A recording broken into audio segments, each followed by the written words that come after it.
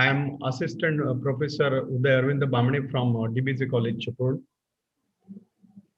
I am here to discuss the topic of TY-B.Sc chemistry class, same fifth. Before starting our topic, I would like to thanks to all organizing colleges, that Vijaya Lakshmi Vishwanath Darvi College, as well as Vishwabhushan Bharat Ratna Babasaheb Ambedkar College, as well as Dombivli Shikshan Prasarak Mandali KV Pendarkar College, for organizing such a very good activity for the students of the Konkan region. So once again, I thanks to all organizing members, and I will start my lecture for TY-B.Sc class, TY-B.Sc Organic Chemistry, semester 5th. We are going to discuss the first unit, that is what the mechanism of organic reactions. Basically, this topic includes the basic terms and concepts, then neighboring group participation, which is one of the new reaction for TY-B.Sc students, then acyl nucleophilic substitution reactions, then another class of the new organic reactions, that pericyclic reactions, and last one is the pyrolytic elimination reaction. See, basically, it is not possible to complete all the points which are present in this topic. So while studying the mechanism of organic reactions, I would like to explain some of the basic terminologies which are very important when you talk about any organic reactions. So let us begin with the basic terms and concepts. And unless and until knowing all these terms, you cannot easily understand what is the mechanism or what are the organic reactions. If it is possible, if time permits, I will go for either neighboring group participation or acyl nucleophilic substitution reactions. So let us see that what are organic reactions and mechanisms. So organic reactions are chemical reactions involving organic compounds. Obviously that whatever the organic reactions we are studying, all this includes the organic compounds. The basic organic chemistry reaction types are addition reactions, elimination reactions, substitution reactions, and the newly introduced in our syllabus, that pericyclic reactions, then rearrangement reactions, and redox reactions. This is what actually the general classification of various organic reactions. And I think we have already studied some of the organic reactions in somewhere 11th, 12th, or FY/SY class. Right? I will just recall that the types of the various reactions, like addition reactions. A very simple addition reaction, you can consider that a reaction of ethylene plus bromine, right? So which gives a dibromo derivative. It is a simple addition reaction. The next, that is what the elimination reaction, that also we have studied in the SY class, that one of the typical example of the elimination reaction is dehydration reaction, right? The removal of water molecule, that starting substrate may be alcohol, secondary, primary, or tertiary alcohol, which undergo dehydration to form a olefinic system or alkene as a product. Then substitution reactions. Now there are various substitution reactions depending upon the reagents that we have already studied, as a SN1, SN2 type of the reaction, as a nucleophilic substitution reactions. Even we have studied some of the electrophilic substitution reaction when you talk about the aromatic system. So there are several substitution reactions, like a nucleophilic substitution reaction, aliphatic nucleophilic substitution reactions, aromatic nucleophilic substitution reactions, right? Then the pericyclic reaction that we are going to cover, and rearrangement reaction. We have studied the different types of the rearrangement reactions. Even the redox reactions, where the oxidation of some of the alcohols, oxidation of some of the functional groups like aldehyde functional group, methyl functional group by using various oxidizing agents. Right, so these are what the some of the types of the organic reactions. Basically, this is not what actually the scope of the topic that you discuss the water addition reaction, water elimination reaction. But as a being a TY-B.Sc student, at least you should know what are the addition reactions, and that's why I have given some little bit information about this. Now, the next part is that a reaction mechanism. Now, this is what a very, you can say that a heart of the organic chemistry, that reaction mechanism. A reaction mechanism is the step-by-step sequence of elementary reactions by which overall chemical change occurs.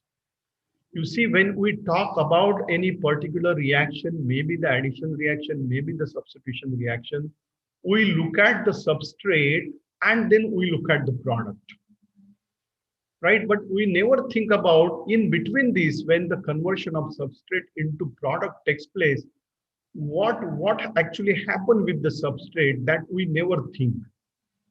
And that what happens with the substrate, that is nothing but to know what happens with the substrate, that is nothing but to understand the reaction mechanism, how the product formation takes place, that what are the changes takes place within a substrate, right?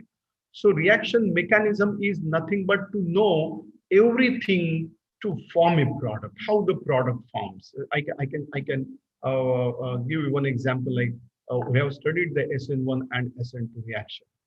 So we have seen that SN1 reaction is a two-step reaction. So how we understand two-step reaction? This is what actually the mechanism.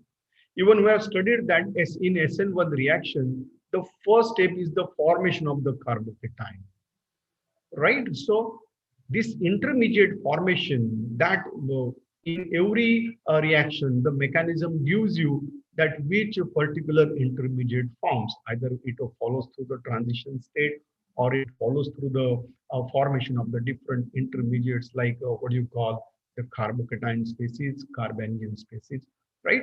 So reaction mechanism is nothing but what the step-by-step sequence of the elementary reactions by which overall chemical change we observe. Now, as far as the basic terms are concerned, now when we talk about a particular organic reactions, we should know what is the reactant, then what is the product, and what is the reagent, right? Normally, when we think about the particular organic reaction, that S plus R gives you the P. Now, this S is nothing but what? A substrate, or sometimes we call that as a reactant. And this R is nothing but the reagent. You can say that a reagent that as an attacking species. And this attacking species will be responsible to make certain changes within a substrate, right? And that substrate gets converted into P, which is nothing but what actually the product, right? So I have given here the simple definition as a reactant, that the reactant represents the substance which attack and usually known as a substrate. The reagent is nothing but what? The attacking substance due to whose presence the substrate undergoes a change. And the simple definition of the product is the substance is formed as a result of the reaction. I have given one simple example as a Rx, that this reactant Rx plus Y, which is a reagent. You can consider this as an attacking species, and the product is Ry. Along with that, there is a leaving group. So you can here observe here what are the changes takes place within a substrate. How this reagent or attacking species is responsible. So you will observe that this X is getting replaced by Y, right? And there is a leaving group X, which is removed from the system, right? So you can consider this is a substitution type of the reaction. This is what why you are attacking reagent, and you can consider Ry as a product, which indicating it is a substitution type of the reaction. Now, this substitution may be either electrophilic or maybe a nucleophilic substitution, depending upon the nature of the substrate or reactant, or depending upon the reagent, whether your reagent is nucleophile or whether your reagent is electrophile. Right? So normally we observe that in most of the organic reactions that there is a breaking of an existing covalent bond and formation of the new covalent bond.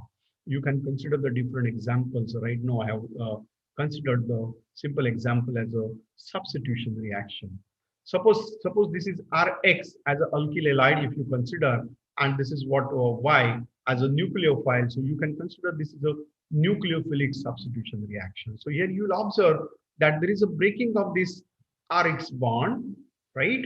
And there is a new bond formation as a RY as a product, right? So in most of the organic reactions, always you observe that there is a breaking of an existing covalent bond and formation of a new covalent bond.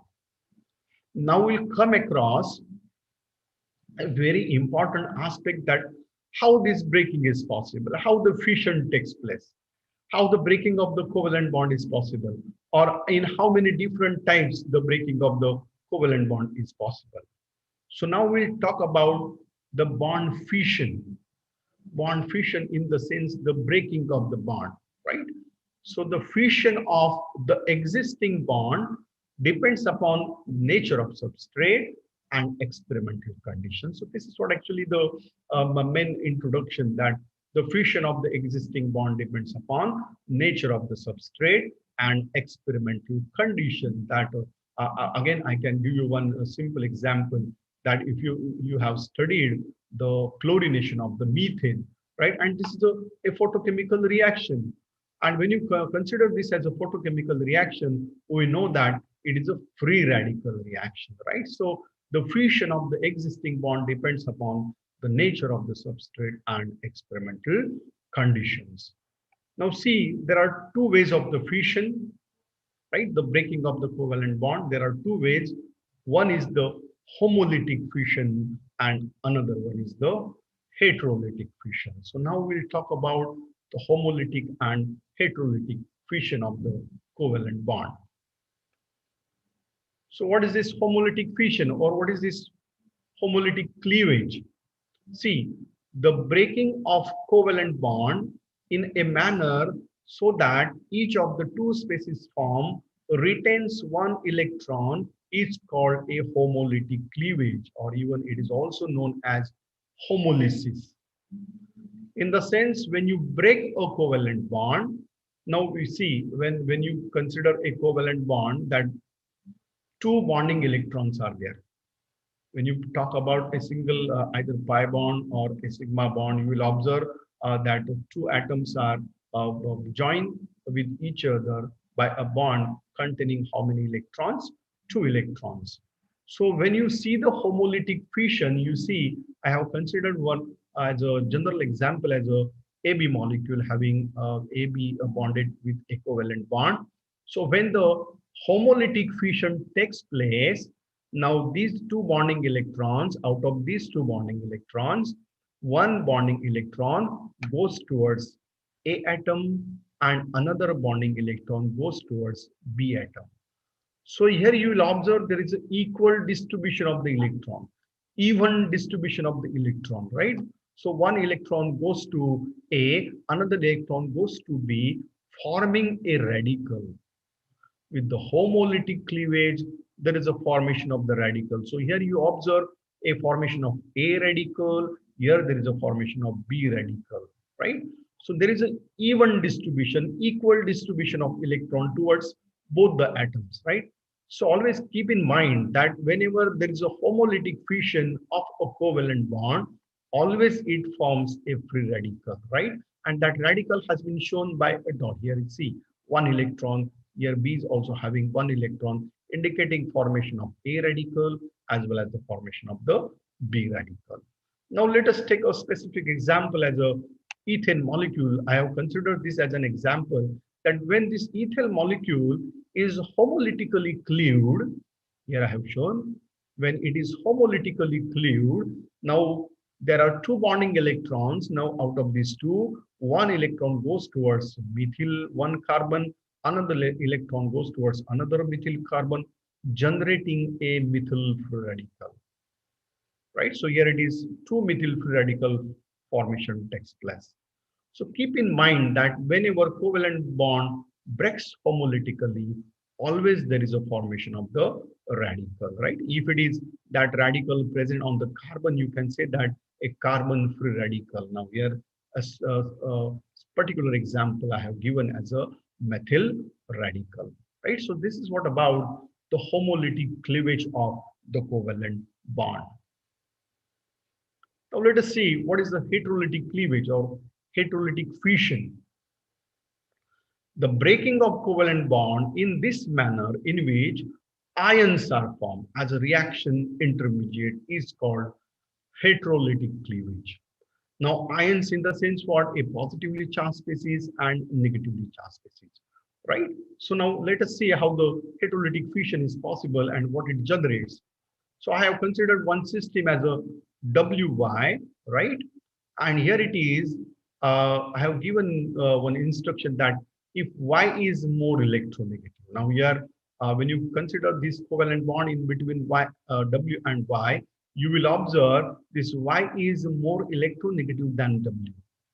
So what is the effect of this? When the heterolytic fission takes place, you will observe both electrons, both bonding electrons goes towards Y. Right? In the sense, after the cleavage, the electron density across Y increases and electron density across W decreases. And that decrease in electron density is shown by a positive charge, and increase in electron density is shown by a negative charge. Right? So when the heterolytic fission of a covalent bond takes place, that both the bonding electrons goes either towards one of the atom. Now here, in this case, both the bonding electrons are going towards Y and generates a W having positive charge and Y having negative charge, indicating Y is electron rich and W is electron deficient. And this is how the ions are formed as a positively charged species and negatively charged species. Now I have considered the another example, another system. Now here you will observe that W is more electronegative than Y. What is that? The W is more electronegative than Y. Now when the heterolytic fission takes place, the heterolytic cleavage takes place. Now both the bonding electron goes towards Y, so that the electron density across W increases and Y becomes electron deficient. So ultimately, after the cleavage, you will observe that Y has a positive charge and W has a negative charge. So here I can consider that W is a electron-rich species and Y is an electron-deficient species, which is shown by a positively charged, and rich species shown by a negatively charged. And this is what the concept when the heterolytic cleavage of the covalent bond takes place, always there is a formation of the ions as a positively charged and negatively charged species. In the previous slide, I have mentioned that a carbocation and carbanion formation. So when you think about a carbon-carbon bond cleavage, a carbon-carbon bond heterolytic cleavage, you will observe there is a formation of a positively charged carbon and negatively charged carbon. So positively charged carbon is considered to be as a what? A carbocation. Electron deficient carbon center as a carbocation. And negatively charged carbon is considered to be as a carbanion, as a negatively charged carbon species. Right? So as far as the carbon-carbon covalent bond is concerned, when the heterolytic fission takes place, there is a formation of the carbocation species and carbanion species. Right? So this is what the regarding the cleavage of the covalent bond, or fission of the covalent bond, either homolytically or heterolytically. So we have seen that when the homolytic cleavage takes place, always it forms a radical, and when heterolytic fission takes place, always it forms ions as a positively charged and negatively charged species. Now, when we talk about the various polar reactions, right? Polar reactions. So the reagent will also can be classified on the basis of that polar reactions, right? So polar reactions in the sense where there is a formation of positive charge species or negative charge species, right? So the reagents, accordingly, the reagent can be classified as a what? A nucleophilic reagent and electrophilic reagent. Now, as far as the various polar reactions are concerned, these reagents are very important as a nucleophilic reagent and electrophilic reagents, right? So now we'll talk about the nucleophilic reagent and electrophilic reagent, right? So first of all, we'll discuss about the nucleophilic reagent. Now see, what is the simple definition of the nucleophilic reagent? A reagent which is capable of donating a pair of electrons to a substrate to form a new covalent bond is known as a nucleophilic reagent or nucleophile. A simple definition I made that a reagent which is capable of donating a pair of electrons. Now you can think that what should be the type of that reagent? What should be the nature of the reagent? The reagent which is capable of donating a pair of electrons. Donating a pair of electrons in the sense that reagent must be a electron rich species. Right now, this is what a very important that the reagent must be a electron rich species which donate a pair of electrons to a substrate to form a new covalent bond is known as nucleophilic reagent or nucleophile. Now, if you break this word as a nucleophile, actually phile means loving and nucleo means what? A nucleus, nucleus loving. Now, which one is the nucleus loving? See, when you see the structure of the atom, you will observe that the electrons are revolving around the nucleus. And these electrons has the affinity towards the nucleus, right? So nucleus loving in the sense what? A electron rich species, right? So nucleophiles are what? A nucleus loving in the sense what? The nucleophiles must be what? A electron rich species, right? So now here I have given the simple examples of the various species, which act as a nucleophile. Now we are going to cover that the certain examples of the nucleophile. You see that various examples. Now the anions. The first example that anions in the sense what?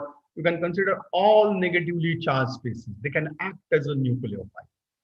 Now I have given the here as a NH2 amide ion, OH hydroxyl ion. Here it is cyanide ion. Here you can have the example of a halide ion as a Cl minus, Br minus. Even here I have given one more example that the carboxylate ion having a negative charge. So in all these spaces, you will observe the negative charge, right? So you can consider all anions can act as a nucleophile. The negatively charged species can act as a nucleophile. And that's why I have given here the examples that anions, right? That all anions can act what? As a nucleophile, right? Now see, not necessary that the compound becomes a nucleophilic should have a negative charge. It is not a necessary condition, right? No doubt negatively charged species can act as a nucleophile, but it is not necessary condition that nucleophile should be always negatively charged. There are certain examples where the compound doesn't have any charge. The compound doesn't have any negative charge, even though they can act as a nucleophile. So what is the necessary? Now here, the necessary thing is the compound should have a pair of electrons, a lone pair of electrons, non-bonding electrons, right? So again, here I have given that molecules with unshared electron pair act as a nucleophile, right? So here you see the first example that I have given as simple as a water molecule. So this oxygen has two lone pair of electrons. This water molecule doesn't have any negative charge, but oxygen has a two lone pair of electrons, and therefore it is an electron-rich species, and it can give the electrons to the substrate. And I can say that, or you can say that this water molecule can act as a nucleophile. So here you see the various alcohols again having oxygen, a lone pair of electrons, a pair of electrons. Even the amines, primary amines, secondary amines, tertiary amines, where the nitrogen has a pair of electrons, right? So keep in mind that the species which has a pair of electrons, even though it doesn't have any negative charge, the species which have a pair of electrons, they can act as a nucleophile. So you can consider these are the neutral molecules which are the electron rich, having a lone pair of electrons. They can act as a nucleophile. So we have studied two examples. One is the negatively charged species, and one is the what?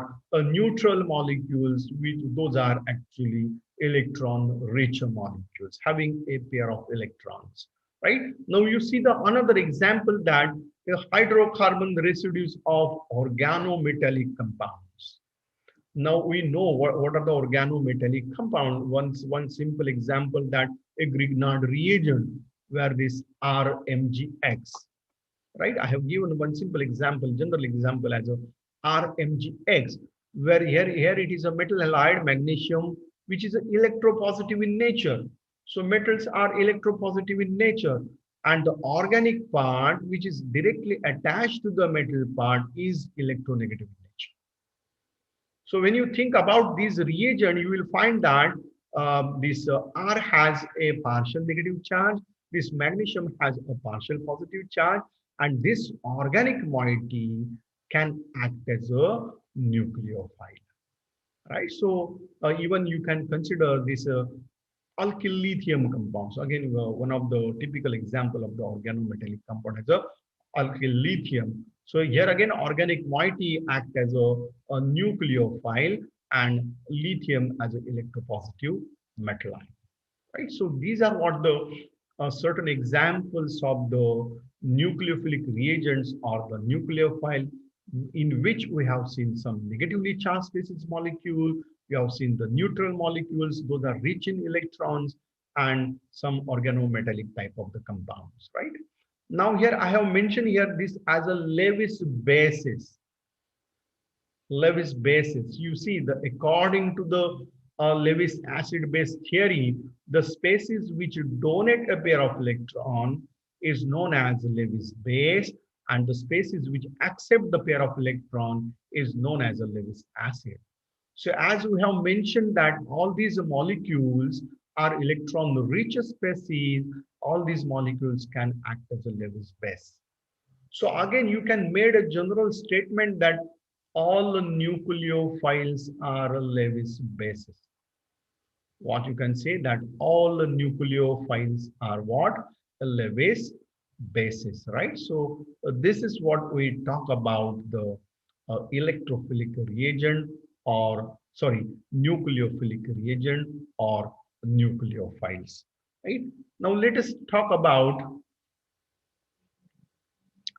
electrophilic reagent, which is exactly opposite to the nucleophilic, right? Now again, you can split the word as electrophilic. Now philic means what? Loving, and electron loving. Electrophilic in the sense what? Electron loving. Now which species are electron loving species? So in a simple manner, you can say that electron deficient species are electron loving. What I said, the electron deficient species are electron loving. So again, you can make a simple definition as far as the electrophilic reagents are concerned, that a reagent which is capable of accepting a pair of electrons from a substrate to form a new covalent bond is known as electrophilic reagent or an electrophile. You see a very simple definition of electrophilic reagent, that the reagent which is capable of accepting a pair of electrons. Now, which reagent is capable of accepting a pair of electron? The reagent, those are electron deficient, right? That we shown that by a positively charged species.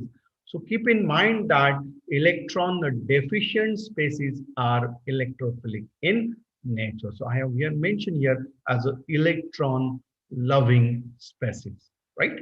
So let us see again the examples just like nucleophiles.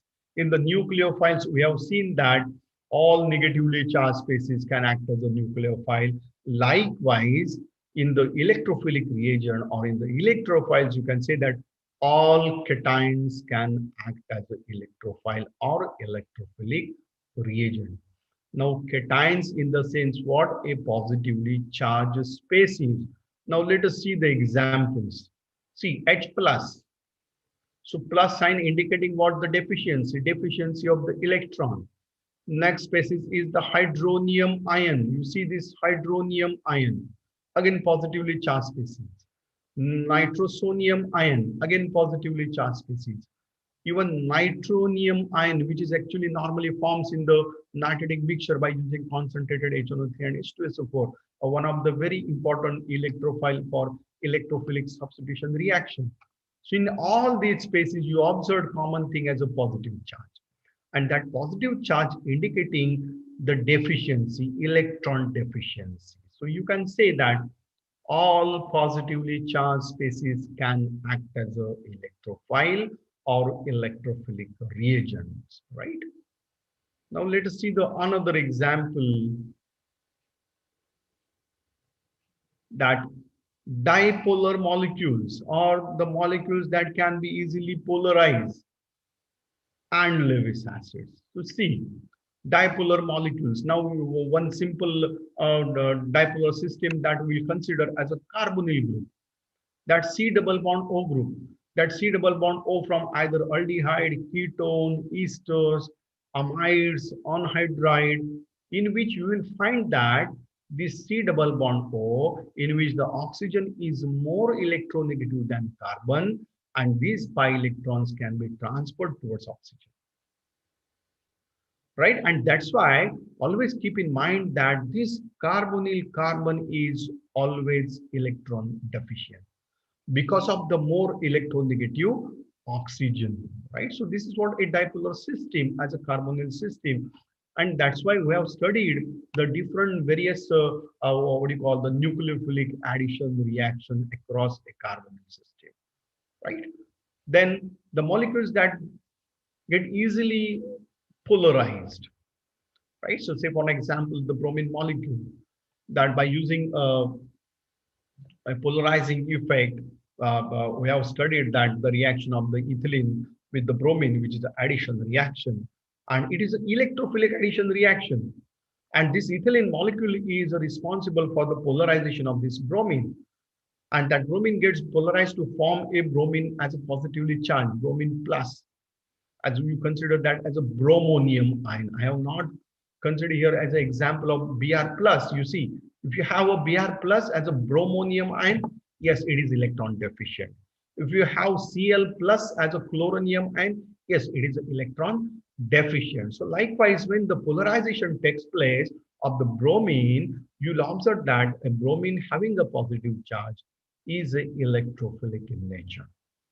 And that's why when you talk about the addition reaction of the bromine, it is an electrophilic addition reaction.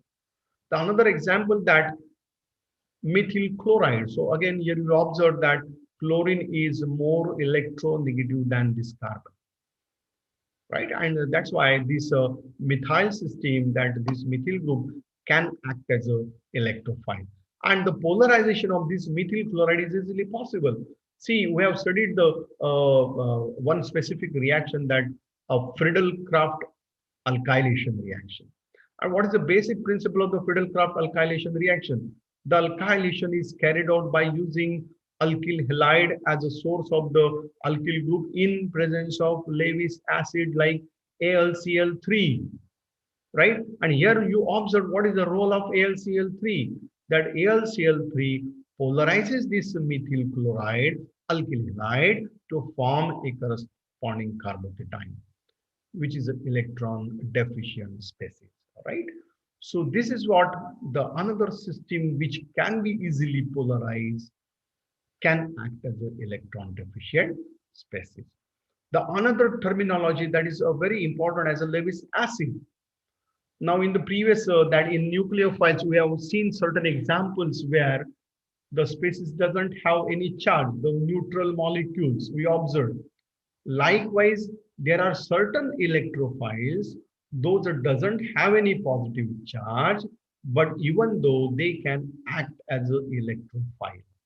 In the sense, some neutral molecules can also act as an electrophile. So which neutral molecules? The incomplete valence octet, the species or the molecules of which the octet is not completed, the octet is not fulfilled, right? Say for example, here it is BF3, right? So when you see the BF3, only 6 electrons are there, bonding electrons are there, and that's why the octet is not fulfilled, and that's why here the bromine, that boron act as an electrophilic, or this BF3 act as an electrophilic reagent. So these are what the certain AlCl3 as a neutral molecule act as a electrophilic reagent, even FeCl2, ZnCl2. There are many examples where neutral molecules can act as a electrophilic reagent or electrophile. Now, all these compounds, we can say that as a Lewis acid, right? So according to the Lewis acid-base concept, the species which accept the electron, these are what the Lewis acids. The compounds which accept the electron, these are what actually the Lewis acids, right? So now we have covered a very important point as a nucleophile and electrophiles. Now, both these terminologies are very important when you talk about any polar reactions, any polar organic reactions. So you should know what are the electrophilic reagents, you should know what are the nucleophilic reagents. So as far as the university examination is concerned, the question may be there for 2 marks or 3 marks, that define electrophile, define electrophilic reagent with suitable examples, define nucleophiles or nucleophilic reagent with suitable examples, right? Now let us see the very important aspect, that nucleophilicity and basicity. See, in the previously we have studied that nucleophiles, and even we said that all nucleophiles can act as a what? A Lewis basis, right? So you will think that then what is the basic difference between the nucleophilicity and basicity? The simple difference is that the nucleophilicity or the nucleophilic reagent, these are the such reagent which share these electrons to the carbon to form a covalent bond, right? Whereas basicity, it is what actually the property of the compound which accept the proton, right? Let us, I would like to share my whiteboard so as to clear the concept of the nucleophilicity and basicity, right? So I'm giving such an example, that the same species in some reaction can act as a nucleophile, the same species in other reaction can act as a base. Say, I will have one simple example, that suppose Grignard reagent as a methyl magnesium bromide, right? Again, I will write that same, the methyl magnesium bromide.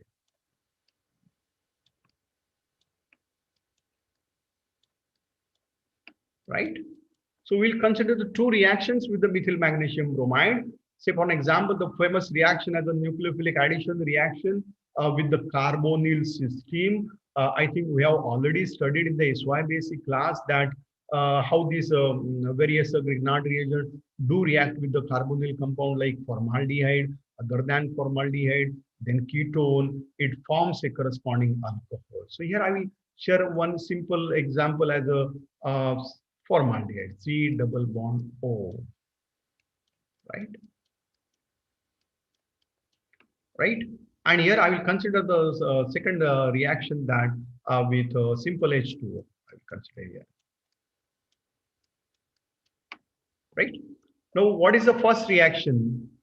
It is an example of the nucleophilic addition reaction where this methyl group from Grignardi, this alkyl group act as a nucleophile, attacks on this carbonyl carbon, and this pi electron migrates towards oxygen, and this whole the metal part goes towards oxygen. So here you will observe there is addition product. So here it is C, here it is H, here it is that attacking nucleophile methyl, and here you get OMGBr, right? No doubt this on hydrolysis you will get the corresponding alcohol, which is actually the primary alcohol. I will not go for that. So what is this reaction? This is a nucleophilic reaction. So now here methyl acts as a nucleophile, attacks on the carbon to form a covalent bond, right? Now let us see the second reaction. As a methyl magnesium do react with the water molecule. Now what is the reaction? Now here you will observe there is a formation of methane. There is a formation of what? Methane along with the formation of that MgBrOH. So what is this? What is the role of here? No doubt here methyl group act as a negatively charged species, but now here it acts as a base which abstract a proton from water molecule and gets converted into methane. So this is the difference, that here this methyl anion as a negatively charged methyl group act as a nucleophile in the first reaction, and in the second reaction this methyl group act as a what? A base which abstract the proton. This is what a simple difference between the nucleophilicity and basicity. So let us discuss in detail, because again, as far as the examination point of view, this article is very important. So let us see nucleophilicity and basicity. An atom, ion, or molecule that has an electron pair that may be donated in bonding to an electrophile. Now, this already we have seen as far as the definition of the nucleophile is concerned, that the group or the atom or the species which donate a pair of electrons to which species? To electron deficient species. So always keep in mind the nucleophile gives the electron or share the electron with the electrophilicity, right? So all the negatively charged species and the compounds having lone pair of electrons can act as a nucleophile, that we have already studied. Even we have seen that all nucleophiles are also Lewis bases. Now let us see that the relative strength of the bases is expressed in terms of basicity. So the strength of the bases can be expressed in terms of what? The basicity, and basicity measures in terms of Kb or pKb. That Kb is nothing but the dissociation constant of the base, and Kb is nothing but what? The power of dissociation constant of the base. So now here we are talking about the strength of the base. We are talking about how the strength of the base can be expressed, can be defined, right? And later on we'll come across what is the difference between the nucleophilicity and basicity, right? So see, I have given one simple example. What is a base? A base donate a pair of electrons to a proton. That means a base abstract a proton. You see here the ammonia and the reaction between ammonia and water molecule. So here you will observe that this hydrogen is abstracted by this ammonia, forming this ammonium ion along with the stronger base as hydroxyl ion. So here you will observe some equilibrium, right? So equilibrium, right? So because most species can participate in reversible acid-base reaction. This is what a simple acid-base reaction which is a reversible. And such a reversible acid-base reaction, we can measure the basicity by position of an equilibrium. By position of an equilibrium. Now, position of equilibrium in the sense either the equilibrium is shifted to the right Either equilibrium is shifted to the right or equilibrium is shifted to the left. Now in the present case, you will observe that the base is weaker, and here you will observe the equilibrium is shifted to the left. Now this equilibrium itself indicating if it is shifted more towards the reactant side, the base is weak. And suppose this equilibrium is, suppose it is shifted to the right hand side, it indicates what? The base is strong, which dissociate 100%. We know that the base which dissociate 100%, which is a strong base, and the base which dissociate not 100%, that partially dissociate, known to be what? As a weak base.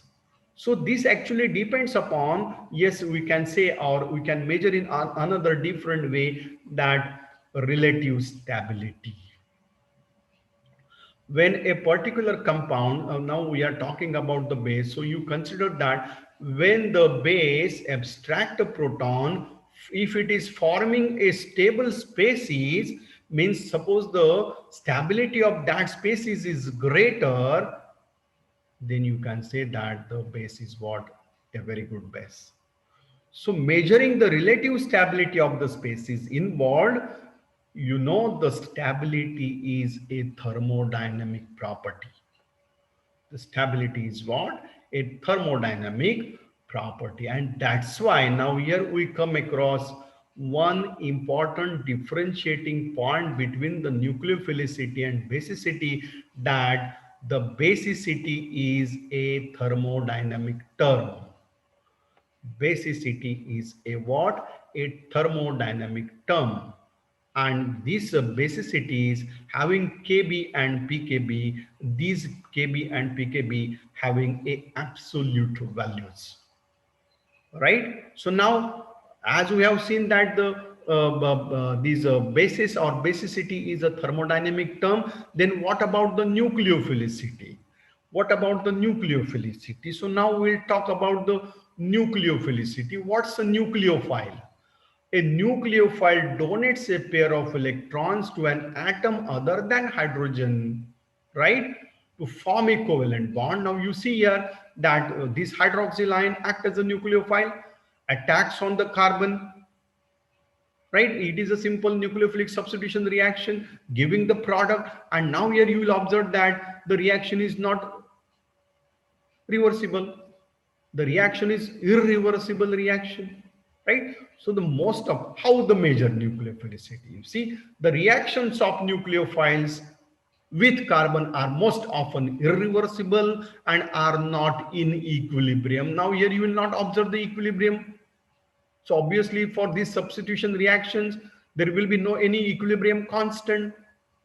Then how the nucleophilicity can be measured? You see, therefore, the nucleophilicity can be measured by the rate of the reaction, which is very important, right? In the sense, suppose your nucleophile is strong, the rate of the reaction will be faster. If your nucleophile is weak, the rate of the reaction will be slower, right? So the nucleophilicity measured on the basis of the rate of the reaction, that is what, by using a rate constant. Right? That is what the rate constant. Right? And therefore you can say that now that the nucleophilicity related with the rate of the reaction. Right? So you can say that the nucleophilicity is a kinetic term. Nucleophilicity is what? A kinetic term. Whereas the basicity is what? Yes, the basicity is a thermodynamic term. Now we got the two very nice differentiating points between the nucleophilicity and basicity. One point is, as far as the definition is concerned, that the basic compounds or basicity is related with the abstraction of the hydrogen, or the compound which donate a pair of electron to the hydrogen, right? Whereas the nucleophilicity is a species which donate a pair of electron to the carbon to form a covalent bond. This is what, according to the definition, one differentiating point. The another differentiating point is what? The basicity is a thermodynamic term and the nucleophilicity is what? A kinetic term which is related with the rate of the reaction. Right? So now here we'll talk about the another points now. Just now we talk about that how the strength of the basicity can be measured in terms of that kb and pkb, right? So again you keep in mind that smaller the value of pkb or larger the value of kb, the stronger the base. Dissociation constant of the base is larger, that kb value is larger, the base will be the stronger, or the pkb value is smaller, the base will be the stronger. As an example, I have given that NH3 having the pkb value 4.7 is a stronger base than the pyridine having pkb value 8.8. So here you can compare the pkb values of the ammonia and pkb values of the pyridine. So here you observe that for ammonia the value is 4.7, which is less as compared to the pyridine. So you will observe that the ammonia is what? A stronger base than pyridine, right? So here, as an see, you can have a simple definition that the basicity indicates the extent to which the accept the proton that we have seen. It is a thermodynamic term and it affects the position of acid-base equilibrium. So we have seen that suppose the equilibrium is shifted to the right hand side, you can say that the base is strong. If the equilibrium is shifted to the left hand side, you can say that the base is weak. If the basicity is more, then the acid base equilibrium will be more towards right hand side. Then what about the nucleophilicity? Nucleophilicity is the strength of nucleophile which indicates the relative reactivity of different nucleophiles. So now the nucleophilicity talk about the relative reactivity of different nucleophiles. Suppose the nucleophile is strong nucleophile, the rate of the nucleophilic substitution reaction will be the fast, right? If the nucleophile is weak, corresponding to the rate of the nucleophilic substitution reaction will be what? A correspondingly less. So nucleophilicity is a relative term, whereas the basicity has a absolute value. So another third distinguishing point, we observed that the relative, that nucleophilicity is a relative term and basicity has absolute value. We know the dissociation constant of the ammonia. You can have the dissociation constants of the various bases, right? Now we'll come across that anions have higher nucleophilicity and are better nucleophiles than neutral molecules. Right now, this is a very important that when you have a neutral molecule and correspondingly negatively charged species, I have given one simple example as an alcohol and corresponding alkoxide ion, right? So when you try to differentiate between that, which one is more nucleophilic, right? So you will observe that you keep in mind that anions have higher nucleophilicity and are better nucleophiles than neutral molecules. So this is what here you observe the alkoxide ion is more nucleophilic than its corresponding neutral molecule. And what is the corresponding neutral molecule? Alcohol. Right, so here you keep in mind that anions have higher nucleophilicity than their corresponding neutral molecules. Now suppose if two molecules have the same nucleophilic atom, then the nucleophilicity increases with increase in basicity. Now here I have two species, one is alkoxide species and one is the carboxylate species, that are C double bond O negative. Right? So in both the spaces, you will observe there is a negative charge on oxygen, right? So now the question comes that which one is more nucleophilic? So I have made one generalized statement that the nucleophilic atom, then the nucleophilicity increases with increase in basicity. So which one is more basic? Either alkoxide ion is more basic or this carboxylate ion is more basic. So when you see the carboxylate ion structure, again, I would like to share my whiteboard. So I will fastly explain these as time is running, that this is what a carboxylate ion, right, having negative charge.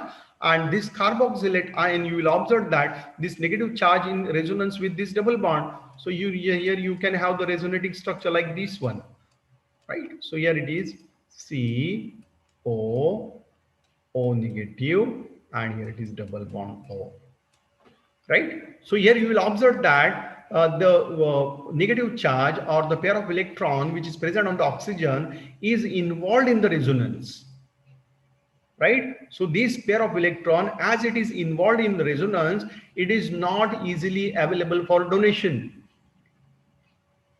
It is not easily available for donation, and that's why you will find that it is a correspondingly big base. Whereas such a resonating structures are not possible for alkoxide ion. Such resonating structures are not possible for what? Alkoxide ion, and that's why the pair of electron which is present in the alkoxide ion on oxygen is easily available for donation. So ultimately this alkoxide ion is a strong base as compared to the carboxylate ion, and that's why you can say that this alkoxide ion is what? A more nucleophilic than this carboxylate ion. Right. I think the time is over. Yes, madam. Yes, sir. Shall we stop here now? Okay, sir.